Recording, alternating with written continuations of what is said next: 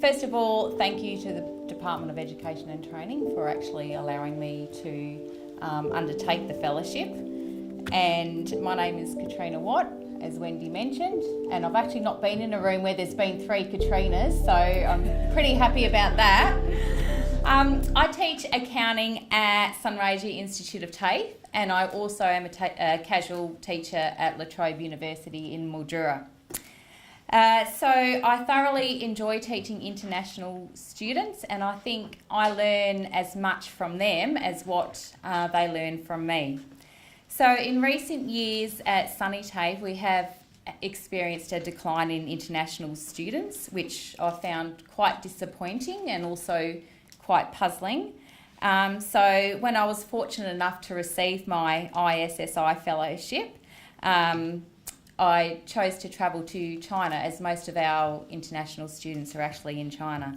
So this time last year, I actually wasn't here receiving my fellowship. I was actually in China visiting numerous colleges and universities, and I also had the opportunity to engage with industry over there as well. So the whole aim of my fellowship was to actually gain an understanding of what makes a best practice international program. And both my domestic and international accounting students have a pathway to La Trobe University. So I also wanted to see what I could do personally in my class to help make that transition smoother and to enable them to transition from China to SuniTafe, then on to La Trobe, and then gain employment. So we also had a look at what we can do at SuniTafe to add to the international experience. Click. So my initial research provided me with an understanding that to have a truly successful international program, it would actually take a lot more than just a clever marketing campaign. So I realised there were 8 key areas that we really needed to focus on. First of all, how we actually recruit international students. So for example, should we use an agent, or should we actually have a direct relationship with an international college? Also having appropriate accommodation for students. So that means not having 10 international students sharing a 2-bedroom apartment. Looking at how we can also integrate them into the community to ensure that they feel part of the community by introducing them to sporting clubs, committees, having a welcome by the council, and having them the opportunity to participate in community activities. Also helping to the students to gain employment on arrival, so a part-time job, and it doesn't necessarily have to be in their qualification that they're studying, but that also helps to integrate them into the community. I also wanted to connect with students before they arrive, because I find quite often they're quite shy and it takes them a while to open up. And also gain an understanding of how education is delivered in their country. And I was really surprised in China. I really thought it would be very technologically based, given China, but I actually found quite the opposite. It was very old school delivery methods that they used. Also want to provide an opportunity for students to connect with the university before that they actually attend, so that they become familiar. We're looking at transition activities, having a mentor or buddy for them, and also contact with an international support person, and also lots of joint activities between the SuniTafe and La Trobe students. And the most essential thing is the need for students to actually gain work experience in their chosen qualification. So, Study Mildura is a community-based approach that incorporates the key focus areas into a community-based international program. It is a joint collaboration between SuniTafe, La Trobe University, and also Mildura Regional Development. So SuniTafe actually has registration for 300 international students, with each student spending approximately $15,000 on course fees. That would actually equate to $4.5 million of revenue for SuniTafe. Even if 100 of these students went to La Trobe University, that would work out to be about $3.1 million for La Trobe. And they would spend just over $20,000 in the community just on living expenses, which works out to be $8.1 million for the local economy. So the whole community would benefit from having international students. So the key outcomes so far is that we're in the process of finalising our TVET registration. And next year we'll be implementing the first phase of a joint program with a college in China, where Chinese students will complete a year of study in China. They'll complete a year with SuniTafe and then 1.5 years at La Trobe University. We've also got student accommodation under construction, and it's within walking distance to SuniTafe. And we've further strengthened our relationship with industry, and we're running a lot of joint training programs in partnership with industry. So what have I done at course level? Well, first of all, I've rearranged my course slightly, and I've actually made it as a transition to blended learning, because they deliver blended learning at La Trobe, and that's how I was delivering as well. But now I've basically extended the lectures, focus on the core and complex topics. I've also added a lot of additional YouTube videos on our online learning platform, because I found that students can actually turn on closed captioning and put it in their language. So that also assists them. We've got lots of group problem solving tasks, but that's where I actually pick the students. So I mix the international and the domestic students together, and we swap the groups around all the time. Also to encourage them to get a little bit of confidence and speak up in class, just little individual Google searches, even just little definitions. I've got them doing that as well. So we also have run several joint sessions with La Trobe University. So we had a joint session on how to prepare a resume.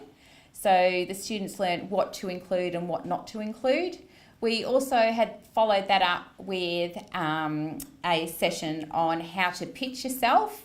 So when you ask those difficult questions, why do you want to be an accountant?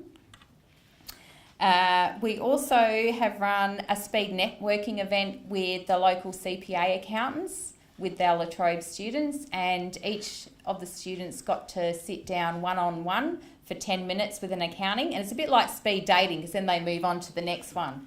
So they got to have a lot of engagement with industry and learn about the different types of careers, because there's so many in accounting, if anyone's interested in studying accounting. And one of the best things that I did this year was actually implement the Ato Tax Help Program, which was actually part of my tax unit in the Diploma of Accounting. I just happened to be teaching tax at both SuniTafe and La Trobe, so I got permission to have the La Trobe students come into my class with the SuniTafe students, and they did the Ato Tax Help Program, which enabled them to go out into the community and prepare tax returns under the ATO for low-income tax earners. And I actually caught up with Richard, who's our ATO Community Liaison Officer, and he was very, very impressed with the students. And I can actually announce tonight that next year SuniTafe will actually be having their own ATO Tax Help Centre located at SuniTafe.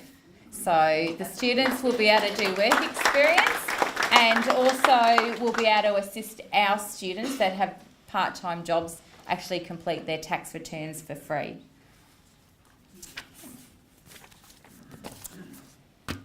Now, one of the most important areas of a successful international program and domestic program really involves providing the opportunity for students to undertake practical work experience, so they can find employment, whether it be in Australia or overseas.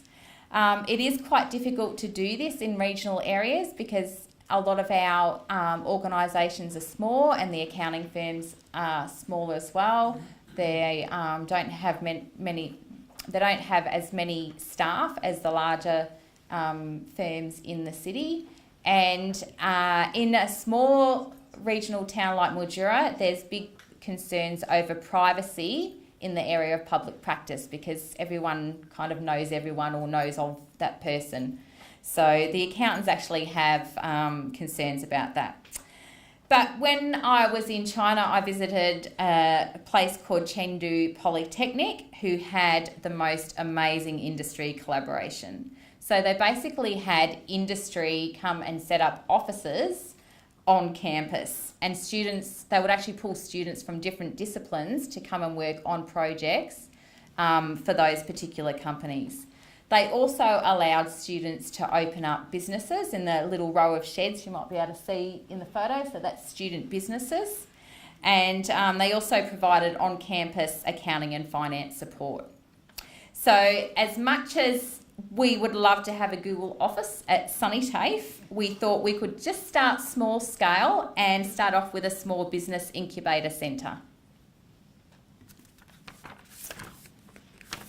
So our Business Incubator Centre, it's a dual purpose program. So it's designed to provide preliminary business support to our SuniTafe students that would like to start a business. But it also provides practical work experience for students that are studying across a variety of disciplines.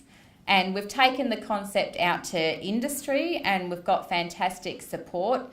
The accountants are quite happy to come in and do an induction program for the students. We've also had to complete a thorough risk analysis and have extensive legal paperwork completed for both the students volunteering their services and also for the students that wish to commence a business, because obviously around our students can't be offering financial advice or taxation advice either, so we had to make that quite clear. Now, one of our graphics students designed several logos for the Business Incubator Centre, and at our Careers Day in September, we had over 200 secondary school students come and visit SuniTafe, and we got them to actually vote on the logo. So this logo here, which is actually supposed to be covering this stuff up on the wall there, this was the chosen logo. And this is where the Business Incubator Centre is actually going to be built. And behind there is offices as well. But there's people in there, so I couldn't actually show you what it looks like inside. I have to wait till they move.